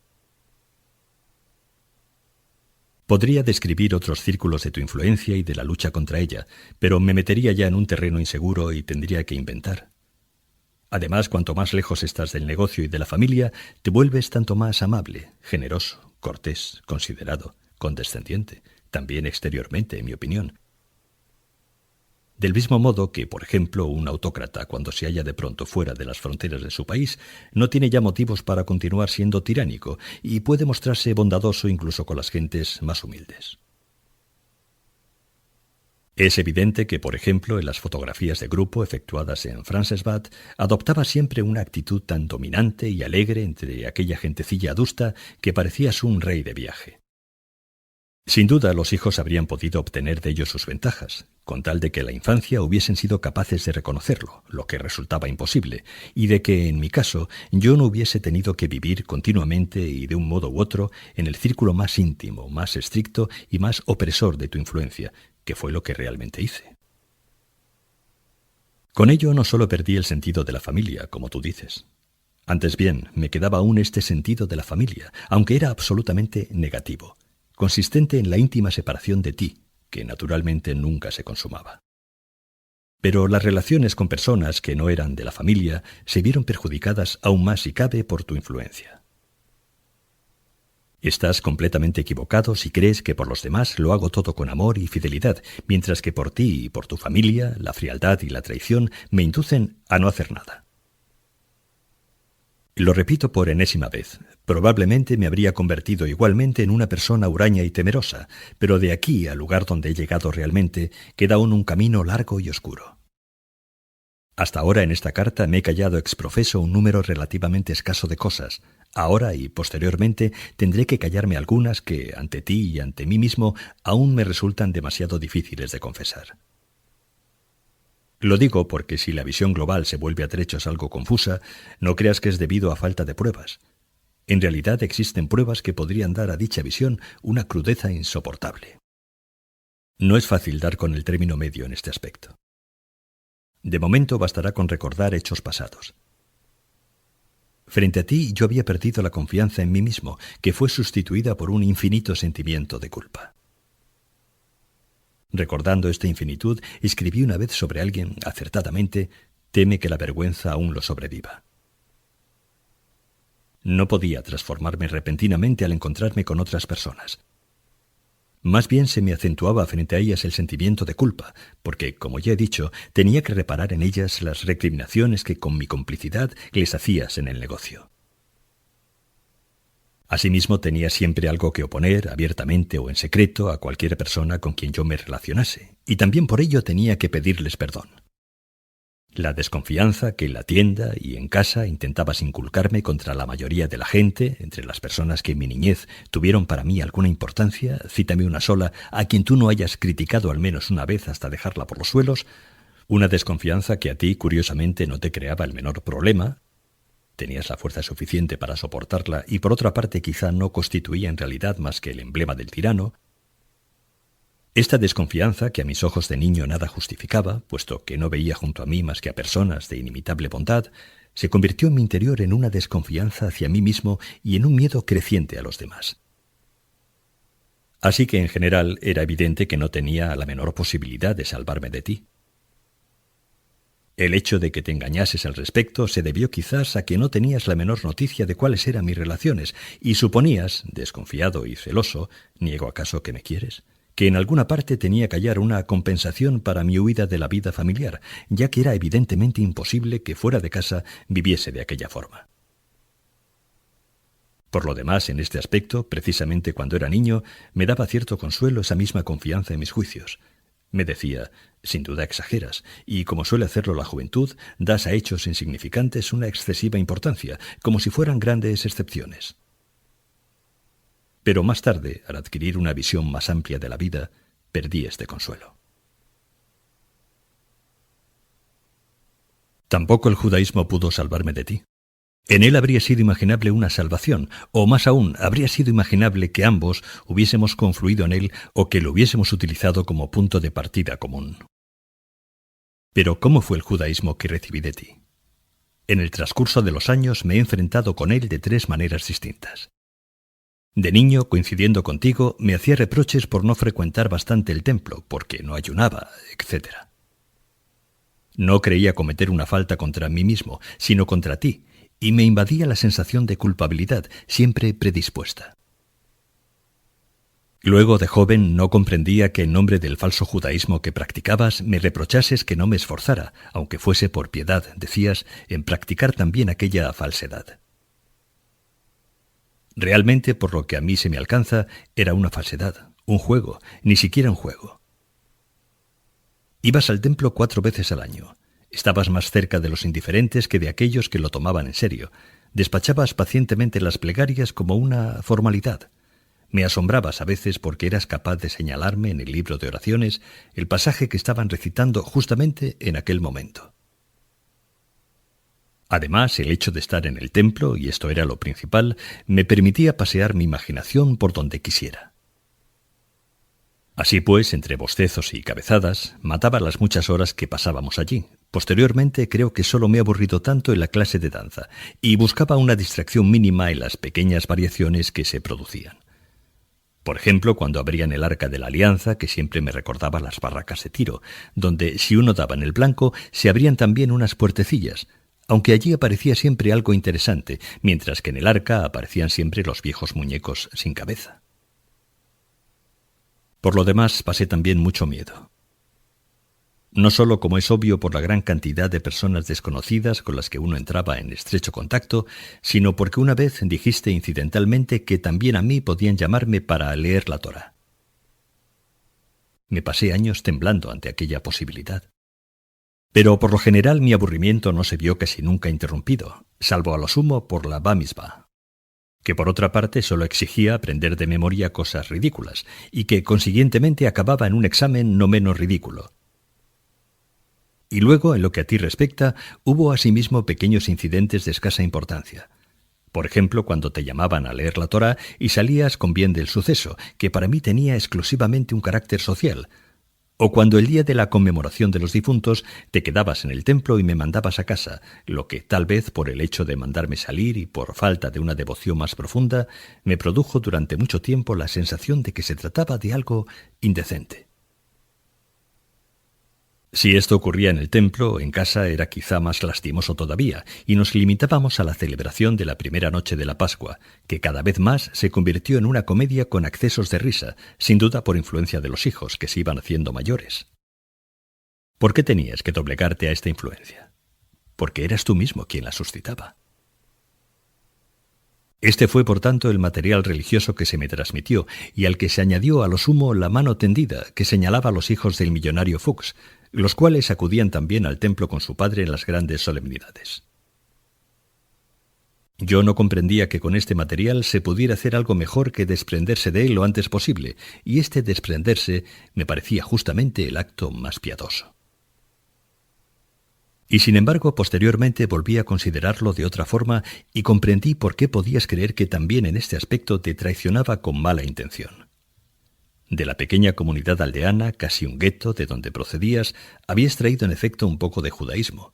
No era mucho, y aún disminuyó en la ciudad y en el ejército, aunque las impresiones y recuerdos de la juventud bastaban para asegurar mínimamente una especie de vida judía, en especial porque tampoco necesitabas que te ayudasen mucho en este aspecto. Eras de una estirpe muy fuerte y difícilmente podías sentirte conmovido por problemas religiosos si no se mezclaban mucho con problemas sociales. En el fondo, la fe que presidía tu vida consistía en dar crédito a la verdad incondicional de las opiniones de una determinada clase social judía. Así que, de hecho, puesto que estas opiniones te eran consustanciales, te dabas crédito a ti mismo. En ello quedaba aún bastante judaísmo, pero era muy poca cosa para ser transmitida a un hijo. Se diluía en la totalidad cuando lo transmitías. En parte eran impresiones juveniles intransferibles, y en parte era tu temida persona. De otro lado, a un niño con una capacidad de observación exacerbada de puro miedo, resultaba imposible hacerle comprender que las 4 inanidades que en nombre del judaísmo cumplías con una indiferencia correspondiente a su inanidad, pudiesen tener un sentido superior. Para ti tenían sentido como pequeños recuerdos de otros tiempos, y por ello querías transmitírmelos, pero como tampoco tú les dabas un valor intrínseco, solo podías hacerlo mediante la insistencia o la amenaza. Por un lado, esto no podía tener éxito, y por otro lado, al no reconocer tú mismo la debilidad de tu posición, tenía que enfurecerte mucho contra mí a causa de mi aparente terquedad. En conjunto, no se trata de un fenómeno aislado. Algo parecido sucedió con la mayor parte de esa generación judía de transición que emigró de un medio rural, aún relativamente piadoso, a las ciudades. Era algo que se producía espontáneamente, solo que en nuestro caso añadió una tensión bastante dolorosa a unas relaciones que no carecían precisamente de tensión. Ahora bien, en este punto debes creerte tan exento de toda culpa como yo, pero debes explicar esta ausencia de culpa por tu manera de ser y por las circunstancias históricas y no simplemente por aspectos marginales. No debes decir, pongamos por caso, que tenías demasiado trabajo y otras preocupaciones para poderte ocupar encima de tales cosas. Es así como sueles dar un giro a tu indudable inocencia, convirtiéndola en un reproche injusto a los demás. Pero esto en todas partes y aquí también es muy fácil de refutar. Sin duda no se trataba de una instrucción religiosa que hubieses tenido que dar a tus hijos, sino de una vida ejemplar. De haber sido más sólido tu judaísmo, habría sido más convincente tu ejemplo. Esto es obvio, y no constituye un reproche, sino únicamente una defensa contra tus reproches. No hace mucho leíste los recuerdos de juventud de Franklin. Es cierto que te los di a leer deliberadamente, pero no como observaste con ironía por el pequeño pasaje sobre vegetarianismo, sino por las relaciones entre el autor y su padre, tal como allí se describen, y entre el autor y su hijo, tal como se desprenden de los mismos recuerdos, escritos para el hijo y a él dedicados. No voy a entrar en detalles. Tu comportamiento de los últimos años me ha dado cierta confirmación, a posteriori, de esta concepción tuya del judaísmo, al parecerte que me ocupaba más de los asuntos judíos. Dado que tú sientes a priori repulsión por cualquiera de mis ocupaciones y especialmente por mi manera de interesarme en ellas, también la sentiste en este caso. Con todo, era posible esperar que hicieras una pequeña excepción. Lo que se agitaba en mí era sin duda un judaísmo de tu judaísmo, y por consiguiente la posibilidad de establecer un nuevo tipo de relaciones entre tú y yo. No niego que estas cosas, si tú te hubieras interesado por ellas, me habrían podido resultar ya sospechosas por ese simple motivo. No se me ocurrirá afirmar que en tal sentido soy mejor que tú, pero tampoco hemos hecho nunca la prueba. Al mediar yo, llegaste a aborrecer el judaísmo. Te resultaron ilegibles los textos judíos, te daban asco. Esto podía significar que insistías en que el judaísmo que me habías enseñado de niño era justamente el único bueno, y que nada había fuera de él. Pero era difícil concebir que insistieses en semejante cosa. Y en este caso, el asco, al margen de que no era el judaísmo quien lo provocaba, sino mi persona, solo podía significar que reconocías inconscientemente la debilidad de tu judaísmo y de mi educación judía, que no querías verte obligado a recordarlo y respondías con un odio declarado a cualquier recuerdo del mismo. Por otro lado, tu sobrevaloración negativa de mi nuevo judaísmo era exagerada. En primer lugar, llevaba en sí tu maldición, y en segundo lugar, la relación básica con el prójimo fue decisiva para su evolución, y en mi caso, por tanto, fue mortal. Con tu aversión atacaste de un modo más acertado mi actividad de escribir y todas aquellas cosas, para ti desconocidas, que se relacionaban con ella. En dicha actividad había conquistado de hecho cierta independencia respecto a ti, aunque esa independencia recordaba un poco la del gusano, el cual, cuando un pie le aplasta la parte trasera, intenta soltarse con la delantera y se arrastra hacia un lado. En cierto modo me sentía a salvo escribiendo. Podía respirar. La repulsión que, como es natural, sentías también hacia mis escritos me resultaba excepcionalmente bienvenida. Mi vanidad, mi orgullo se resentían, es cierto, cuando acogías la aparición de mis libros con una frase que se hizo famosa entre nosotros: ponlo en la mesita de noche.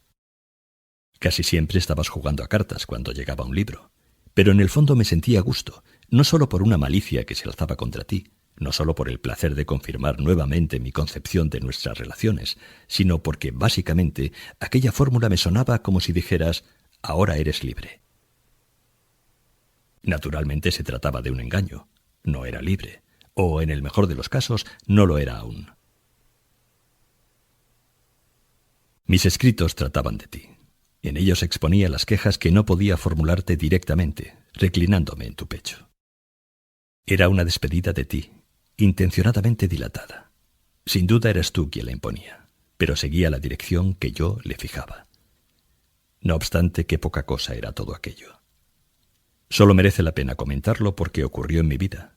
En cualquier otro contexto sería totalmente imperceptible, y también porque dominó mi vida como un presentimiento en la infancia, más tarde como una esperanza, y más tarde todavía como una desesperación que me asaltaba a menudo y dictó, tomando de nuevo tu forma, si se quiere, mis pocas e insignificantes decisiones. La opción profesional, por ejemplo. Sin duda me diste en este aspecto una libertad absoluta, de acuerdo con tu manera de obrar, magnánima e incluso tolerante en este sentido. Aunque también en esto te regías por la forma general de tratar a los hijos, para ti normativa, propia de la clase media judía, o al menos por los juicios de valor de esta clase social. En definitiva, intervino también uno de tus malentendidos respecto a mi persona. Por orgullo paterno, por desconocimiento de mi verdadera forma de ser, por conclusiones que sacas de mi debilidad, siempre me has considerado muy trabajador. En tu opinión de niño estudiaba sin descanso y después escribía también sin descanso. Esto no puede estar más lejos de la verdad. Exagerando mucho menos, sería mejor decir que estudié poco y no aprendí nada. El hecho de que en tantos años, con una memoria mediana, con una inteligencia no del todo mala, se me haya pegado algo, no tiene nada de raro. En todo caso, el resultado global en cuanto a conocimientos y sobre todo en cuanto a la fundamentación de los mismos es extraordinariamente lamentable en comparación con el gasto de tiempo y de dinero, en medio de una vida exteriormente tranquila y sin cuidados, pero principalmente en comparación con casi toda la gente que conozco. Es algo deplorable, pero comprensible para mí.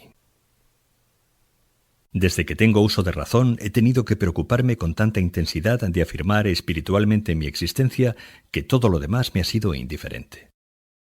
Los estudiantes judíos de instituto que hay entre nosotros pueden ser tipos algo extraños.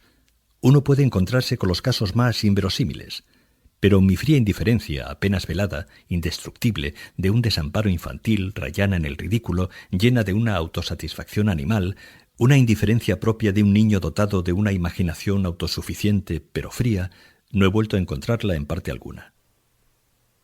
Y era sin duda también aquí la única defensa contra el desgaste nervioso producido por el miedo y la sensación de culpabilidad. No tenía más preocupación que yo mismo, pero esta preocupación adoptaba formas diversas. Había, por ejemplo, la preocupación por mi salud. Comenzó muy pronto. De vez en cuando me asaltaba un leve temor por la digestión, la caída del cabello, una desviación de la columna vertebral, etc. Este temor se incrementaba en infinitas gradaciones hasta que acababa desembocando en una enfermedad real. Pero como no estaba seguro de nada, como esperaba de cada momento una nueva confirmación de mi existencia y no tenía nada que fuese mío de un modo propio, indudable, exclusivo, decidido inequívocamente por mí, como era en realidad un hijo desheredado, también lo más inmediato, es decir, mi propio cuerpo, se volvió para mí inseguro. Crecía, me volvía larguilucho, pero no sabía qué hacer con mi estatura. La carga era demasiado pesada, la espalda se encorvaba. Apenas me atrevía a moverme, a hacer ejercicio, y quedé convertido en un ser débil. Todo aquello que aún me funcionaba, por ejemplo la digestión, me asombraba como un milagro. Esto bastaba para que lo perdiese, y así quedaba abierto el camino hacia la hipocondría. Hasta que con los sobrehumanos esfuerzos de mi deseo de casarme, luego hablaré de ellos, la sangre se me salió de los pulmones. A ello pudo contribuir en buena parte el piso del Chambord Palais, que necesitaba únicamente porque creía necesitarlo para escribir, hasta el extremo de que también este asunto debe ser consignado aquí. O sea que mi situación no provenía de un exceso de trabajo, como siempre has imaginado. Hubo años en los que con una salud perfecta estuve haraganeando en el canapé más tiempo que tú en toda tu vida, incluidas tus enfermedades. Si me marchaba corriendo de tu lado, sumamente atareado, lo hacía casi siempre para ir a echarme en mi habitación. Mi rendimiento general, tanto en la oficina, donde aunque la pereza no llama mucho la atención, era refrenada en mí por mi timidez, como en casa, es mínimo. Si pudieras hacerte de él una idea, quedarías aterrado.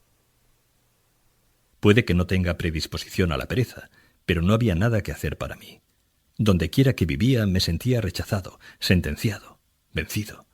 Y es verdad que hacía desesperados esfuerzos por huir a cualquier otra parte. Pero esto no era un trabajo, porque se trataba de algo imposible que con pequeñas excepciones era superior a mis fuerzas. En este estado, pues, se me dio libertad para escoger una profesión. ¿Pero era realmente capaz de servirme de esta libertad? ¿Tenía confianza en mis propias fuerzas para alcanzar una verdadera profesión? La valoración de mi capacidad dependía más de ti que de cualquier otra circunstancia, de un éxito externo, por ejemplo. Un éxito me estimulaba durante un momento y nada más. En cambio, tu peso me hundía sin interrupción. Nunca conseguiría pasar de la primera clase en la Escuela Nacional. Así lo creía yo, y sin embargo lo conseguí. E incluso me dieron un premio. Pero el examen de ingreso al bachillerato seguro que no iba a pasarlo, y también lo conseguí. Luego vino el primer curso del instituto, y era seguro que iban a suspenderme, pero no me suspendieron, y así fui saliendo adelante. Pero el resultado no fue un aumento de confianza, sino al contrario. Siempre tuve la convicción, y tu gesto de repulsa me daba de ello una prueba material, de que cuanto mayores son mis éxitos, peor acabará todo.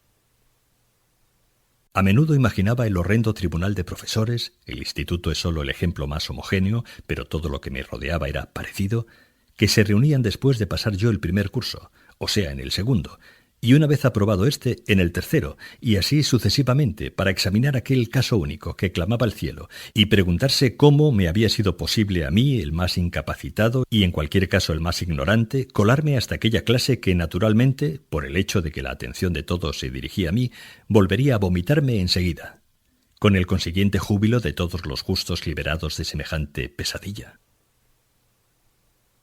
Para un niño no es nada fácil vivir con tales ideas. ¿Qué me importaban las lecciones en estas circunstancias? ¿Quién era capaz de arrancar de mí una pizca de interés? Las clases, y no solo las clases, sino cuanto me rodeaba en aquella edad decisiva, me interesaban con el interés que el empleado de banca, tras una estafa, mientras sigue en su cargo, pero tiembla continuamente de miedo a ser descubierto, debe de sentir por las pequeñas operaciones bancarias de cada día, unas operaciones que debe efectuar aún en razón de su cargo. Tan lejano, tan nimio era todo en relación con el problema fundamental. Así continuaron las cosas hasta el examen final, que realmente solo aprobé, en parte, gracias al engaño, y luego el proceso se detuvo. Ya era libre. Si ya entonces, a pesar de la coerción del instituto, solo me había preocupado de mí mismo, mucho más había de hacerlo ahora que era libre. O sea que para mí no existiría la verdadera libertad de elegir una profesión, puesto que sabía que, al lado de la cuestión fundamental, todo había de serme tan indiferente como las materias escolares del instituto. Se trataba, pues, de encontrar una profesión que, sin herir demasiado mi vanidad, me permitiera conservar mejor esa independencia. Así que era obvio decidirse por el derecho. Pequeñas tentativas contrarias, nacidas de la vanidad, de una esperanza sin fundamento, como 2 semanas de estudiar química y medio año de lenguas germánicas, me reafirmaron en mi primitiva convicción. O sea, que estudié Derecho. Esto suponía que durante los pocos meses que precedían a los exámenes, con un notable desgaste nervioso, mi espíritu se alimentaría literalmente del serrín que por añadidura habrían masticado 1000 bocas antes que yo. Pero esto me agradaba en cierto sentido, como anteriormente me agradó también el instituto, y posteriormente mi profesión de empleado, porque todo ello correspondía perfectamente a mi situación. En general no dejaba de mostrarme asombrosamente previsor. Ya de pequeño tuve nociones bastante claras respecto a los estudios y a la profesión. No esperaba que me salvasen. Hacía ya mucho tiempo que había renunciado a ello. No mostré en cambio la menor previsión respecto a la importancia y a la posibilidad de un matrimonio. Este terror, que ha sido hasta ahora el mayor de mi vida, me asaltó de una forma casi completamente inesperada. El niño se había desarrollado tan lentamente, estas cosas quedaban tan alejadas de su órbita.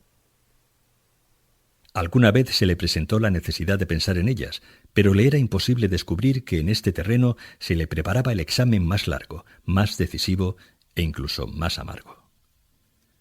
En realidad, los proyectos matrimoniales fueron el intento más grandioso y esperanzado de salvación, aunque luego, evidentemente, no fue menos grandioso el fracaso final. Dado que en este terreno todo me sale mal, temo que tampoco consiga hacerte comprender estos intentos de matrimonio. Y sin embargo depende de ello el éxito de toda la carta, porque en estos intentos se concentraban por un lado todas las fuerzas positivas de que disponía, Por otro lado, también en ellos se reunían con verdadero encono todas las fuerzas negativas que he descrito como un resultado concomitante de tu educación, es decir, la debilidad, la falta de confianza en mí mismo, la conciencia de culpa, y tendían literalmente un cordón entre yo y el matrimonio.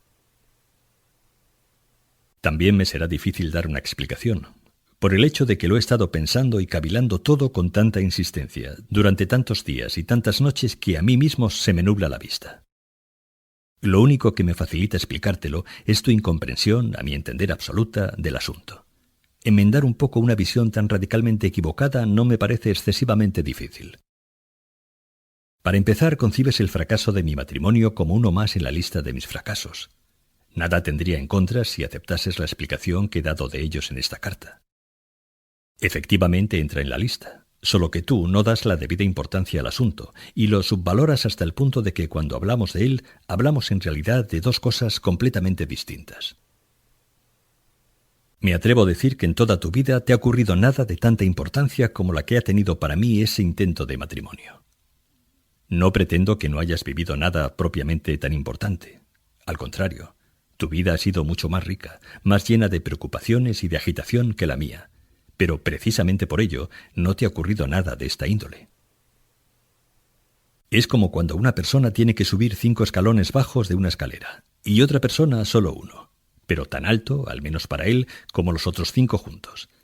La primera no solo subirá los 5 escalones, sino 100 y 1000 más, y habrá llevado una vida de esfuerzo y plenitud.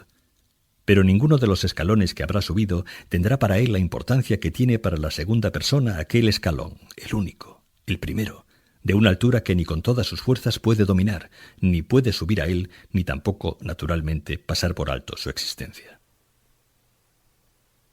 Casarse, fundar una familia, aceptar todos los hijos que vengan, mantenerlos en este mundo tan inseguro e incluso guiarlos un poco, es lo máximo que, según mi convicción, puede conseguir un hombre. El hecho de que en apariencia haya tantos que lo consiguen fácilmente no demuestra lo contrario, porque en primer lugar no son tantos los que lo consiguen de verdad, y en segundo lugar esos pocos por lo general no lo hacen, sino que simplemente les ocurre.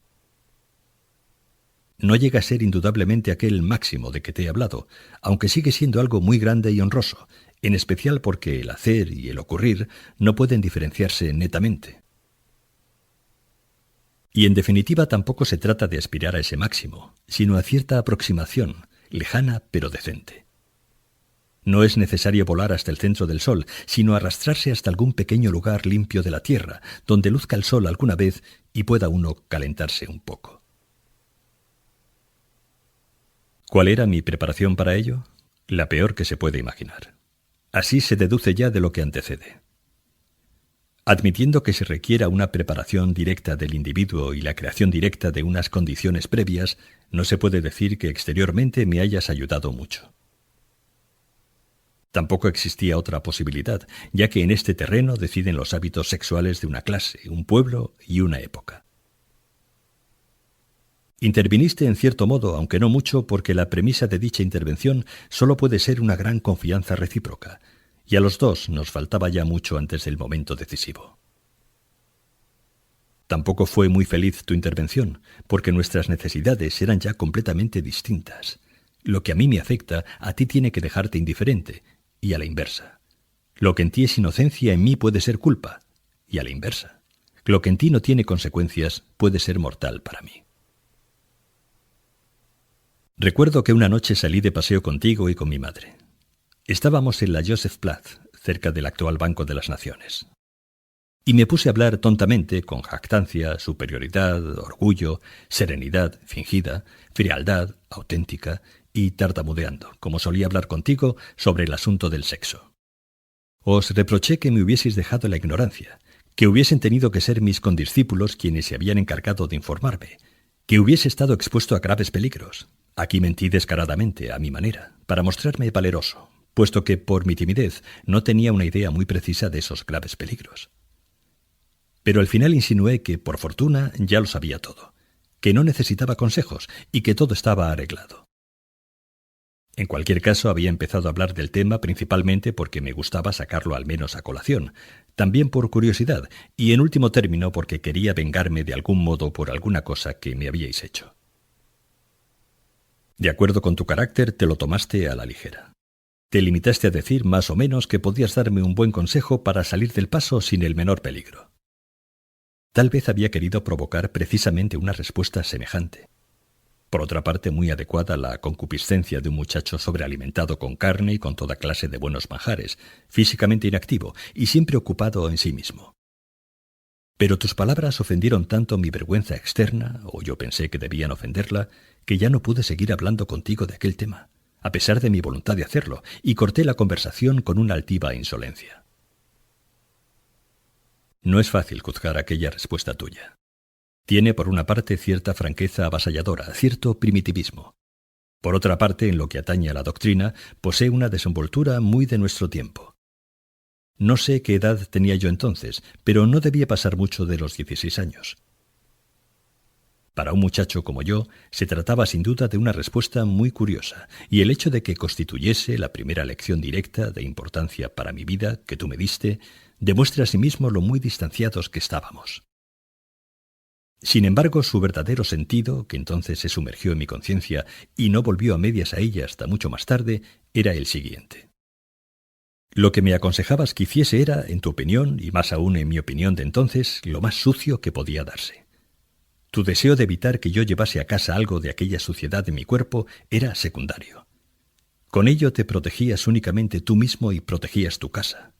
Pero lo principal era que tú te quedabas fuera de tu consejo, como un hombre casado, un hombre puro, que estaba por encima de tales cosas.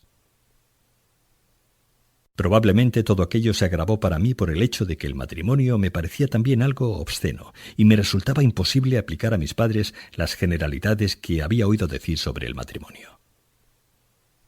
Esto te hacía aún más puro, te elevaba a mayor altura. Era completamente impensable para mí que hubieses podido darte a ti mismo semejante consejo, por ejemplo, antes de casarte. O sea que en ti no quedaba prácticamente el menor resto de inmundicia terrenal. Y eras tú el que con unas pocas palabras dichas sin rodeos me hundías en esa inmundicia como si estuviese predestinado a ella.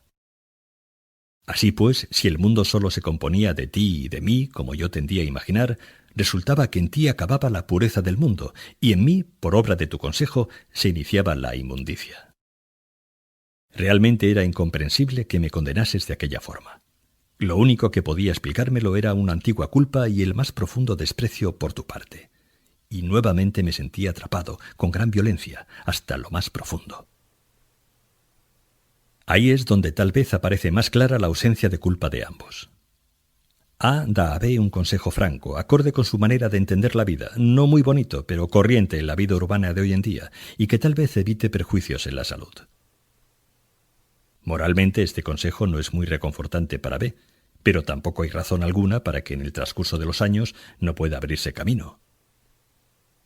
Por otra parte, no tiene por qué seguir el consejo, y en cualquier caso el consejo no constituye por sí solo un motivo para que se hunda toda la vida futura de B. Y sin embargo algo así es lo que ocurre, pero solo porque tú eres A y yo soy B. Ahora puedo tener una visión global y especialmente buena de la inocencia de ambos, porque unos 20 años después, en unas circunstancias completamente distintas, volvió a producirse entre nosotros un choque semejante, cruel como hecho concreto, pero mucho menos perjudicial en sí mismo. Porque, ¿qué quedaba de mí a los 36 años que aún pudiese ser dañado? Me refiero a una breve conversación que tuvo lugar uno de los días, muy agitados, que siguieron a la notificación de mi proyecto matrimonial. Me dijiste más o menos: seguramente se puso una blusa muy mona, como saben hacerlo las judías de Praga, y naturalmente decidiste enseguida casarte con ella. Y lo antes posible, dentro de una semana, mañana, hoy. No te entiendo. Eres un hombre hecho y derecho, vives en la ciudad y no se te ocurre nada mejor que casarte con la primera mujer que se te pone a tiro. ¿Es que no hay otras posibilidades? Si tienes miedo, yo mismo te acompañaré. Hablaste de un modo más claro y gráfico, pero no puedo recordar ya los detalles. Puede que también se me nublase un poco la vista. Casi me interesaba más por mi madre, la cual, aunque completamente de acuerdo contigo, tomó de todos modos algo de la mesa y salió de la estancia. No creo que nunca me hayas humillado tanto de palabra ni mostrado con mayor claridad tu desdén. 20 años antes, al hablarme en parecidos términos, se habría podido ver incluso con tus ojos cierto respeto por el precoz muchacho de ciudad que, en tu opinión, podía ser iniciado ya en la vida sin rodeos. Actualmente tal consideración solo podría aumentar tu desprecio, porque el adolescente que entonces tomaba el primer impulso quedó paralizado al tomarlo, y hoy no lo ves enriquecido por experiencia alguna, sino 20 años más lamentable que antes. El hecho de que me hubiese decidido por una muchacha no significaba nada para ti. Habías reprimido siempre, inconscientemente, mi capacidad de decisión, y ahora creías saber inconscientemente lo que vale. Nada sabías de mis intentos de salvación en otras direcciones, por consiguiente tampoco podías saber nada de los procesos mentales que me habían llevado al propósito de casarme. Tenías que intentar adivinarlos, y de acuerdo con tu juicio general sobre mí, fuiste a dar con lo más abominable, lo más grosero, lo más ridículo. Y no vacilaste ni un momento en decírmelo también de este modo. La vergüenza que me produjiste no significaba nada para ti en comparación con la vergüenza que yo haría caer, en tu opinión, sobre tu nombre con mi matrimonio. Admito que respecto a mis intentos de matrimonio podrías contestarme muchas cosas, y efectivamente lo has hecho. No podía respetar mucho mi decisión después de romper 2 veces mi compromiso con F. Y de haberlo reanudado otras 2 veces, de haberos arrastrado a ti y a mi madre hasta Berlín para el compromiso, y todo en vano. Esto es cierto, pero ¿cómo llegó a producirse? La idea fundamental de ambos intentos de matrimonio era totalmente correcta: fundar una familia, independizarme. Una idea que te es indudablemente simpática, si bien en realidad viene a ser como ese juego infantil en el que uno toma la mano del otro, apretándola incluso, y grita al mismo tiempo: «Anda, vete, vete, ¿por qué no te vas?». Lo que en nuestro caso se complicó por el hecho de que tú siempre decías ese «vete, vete» con sinceridad, pero a la vez, y también desde siempre, me retenías sin saberlo. Mejor dicho, me reprimías en virtud de tu simple presencia. Las 2 muchachas, aunque por casualidad, fueron extraordinariamente bien elegidas. Otra prueba de tu absoluta incomprensión es el hecho de que puedas creer que yo, el temeroso, el vacilante, el receloso, me decidiera de golpe a casarme fascinado por una blusa. Los 2 matrimonios habrían sido, por el contrario, dictados por la razón, si así puede definirse el hecho de que dedicase toda mi capacidad de reflexión al proyecto, día y noche. La primera vez durante años y la segunda durante meses. Ninguna de las 2 muchachas me ha decepcionado, y yo en cambio las he decepcionado a las 2. La opinión que hoy me merecen es exactamente la misma que cuando quería casarme con ellas. No es que mi segundo intento de matrimonio haya desestimado las experiencias del primero y que haya actuado por tanto con ligereza. Los casos eran muy distintos. Las experiencias del primero podían precisamente darme esperanzas en el segundo, que ofrecía unas perspectivas mucho mejores. No voy a entrar en detalles. ¿Por qué entonces no me he casado? Había unos obstáculos concretos, como siempre los hay, pero la vida consiste precisamente en asumirlos. Sin embargo, el obstáculo más importante, por desgracia independiente del caso individual, fue que al parecer soy intelectualmente incapaz para el matrimonio. Esto se manifiesta en el hecho de que a partir del momento en que decido casarme ya no puedo dormir. Me arde la cabeza día y noche. Mi vida no es vida. Ando tambaleándome, presa de la desesperación. La causa de todo ello no son en realidad las preocupaciones. Es cierto que hay 1000 preocupaciones inherentes a mi temperamento melancólico y a mi pedantería, pero no son ya lo decisivo. Es cierto que consuman su trabajo como los gusanos en el cadáver, pero es otra cosa lo que me hiere de un modo decisivo. Es la presión generalizada del miedo, de la debilidad, del desprecio a mí mismo. Intentaré explicarlo más detenidamente. En este asunto del matrimonio confluyen al parecer 2 cosas opuestas en mi relación contigo, y lo hacen con más intensidad que en cualquier otro terreno. El matrimonio es sin lugar a dudas la garantía de la propia liberación y de la independencia en un grado máximo. Tendría familia, que es lo más grande que, según tú, puede uno alcanzar, lo más grande que tú mismo has alcanzado. Yo sería tu igual.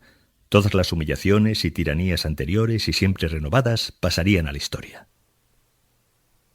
Esto sería indudablemente fabuloso, pero ahí radica precisamente lo problemático. Es demasiado, no es posible aspirar a tanto. Es como si uno estuviese en prisión y no solo tuviese el propósito de evadirse, lo que quizás fuera posible, sino el de transformar a la vez el edificio de la cárcel en un palacio de recreo para disfrutarlo él mismo. Si se evade, no puede efectuar dicha transformación, y si la efectúa, no puede evadirse. Si quiero acabar con esa desdichada relación que me une a ti e independizarme, debo hacer algo que en lo posible no tenga la menor conexión contigo. El matrimonio es ciertamente lo máximo y lo que proporciona una independencia más honorable, pero se halla a la vez en íntima conexión contigo. El deseo de superar esta situación tiene por este motivo algo de demencial, y cualquier intento se paga casi con la locura. Precisamente esta íntima relación es la que me atrae en parte al matrimonio. La igualdad que se establecería entonces entre tú y yo, y que tú podrías entender como ninguna otra, se me aparece tan hermosa precisamente porque podría ser un hijo libre, agradecido, inocente, sincero. Y tú podrías ser un padre tolerante, nada tiránico, comprensivo, satisfecho. Pero para lograrlo habría que anular todo lo ocurrido, es decir, borrarnos a nosotros mismos. Tal como somos, el matrimonio me está vedado por el hecho de ser precisamente tu dominio propio. A veces imagino el mapamundi desplegado y a ti extendido transversalmente en él. Entonces me parece que, para vivir yo, solo puedo contar con las zonas que tú no cubres o que quedan fuera de tu alcance. Y estas zonas, de acuerdo con la idea que tengo de tu grandeza, no son muchas ni muy confortables, y el matrimonio no se encuentra entre ellas. Esta comparación demuestra perfectamente que lo que quiero decir no es en modo alguno que con tu ejemplo me ahuyentases del matrimonio como me apartaste de la tienda. Al contrario, a pesar de que pueda existir cierta remota semejanza. Para mí vuestro matrimonio tenía mucho de modélico en la fidelidad, la ayuda mutua, el número de hijos. Incluso cuando los hijos crecieron y alteraron cada vez más la paz hogareña, el matrimonio como tal permaneció incólume. Fue precisamente dicho ejemplo el que conformó tal vez mi elevado concepto del matrimonio. El hecho de que mi deseo de casarme no saliese de su impotencia fue debido a otras causas. A tu relación con los hijos, que constituye el tema de toda esta carta. Circula una opinión según la cual el miedo al matrimonio proviene a veces de que uno teme que los hijos le hagan pagar más tarde los pecados que uno mismo ha cometido con sus padres. No creo que en mi caso esto tenga gran importancia, porque mi conciencia de culpa viene propiamente de ti mismo y está demasiado impregnada de tu propia singularidad. Este sentimiento de singularidad forma parte de su torturadora esencia y es inimaginable que pueda repetirse. Debo decir que un hijo como yo, mudo, insensible, seco, derrumbado, me sería insoportable. Puede que de no existir otra posibilidad huyese de él. Emigrase como querías hacerlo tú en el primer momento a causa de mi matrimonio. Puede que también esto influyera en mi incapacidad para el matrimonio. Pero es mucho más importante el temor por sí mismo. Hay que entenderlo así. Ya he insinuado que con mi actividad literaria y todo lo que ésta lleva consigo, he efectuado pequeñas tentativas de independizarme, de evadirme, con un éxito casi nulo. Muchas cosas me confirman las escasas posibilidades de seguir adelante con ellas. No obstante, es mi deber, o mejor la razón de toda mi vida, velar por tales tentativas y no exponerlas a ningún peligro que yo pueda evitar, ni a la menor posibilidad de semejante peligro. El matrimonio constituye dicha posibilidad de peligro. Quizás sea también una posibilidad de máximo progreso, pero a mí me basta con que sea una posibilidad de peligro. ¿Cómo me las arreglaría si efectivamente resultase un peligro? ¿Cómo podría continuar viviendo en el matrimonio con el sentimiento tal vez indemostrable, pero desde luego incontrovertible, de tal peligro? Sin duda puedo vacilar ante dicha alternativa, pero es segura la decisión final. Tengo que renunciar. La comparación del pájaro en mano y los 100 volando solo es aplicable remotamente en mi caso.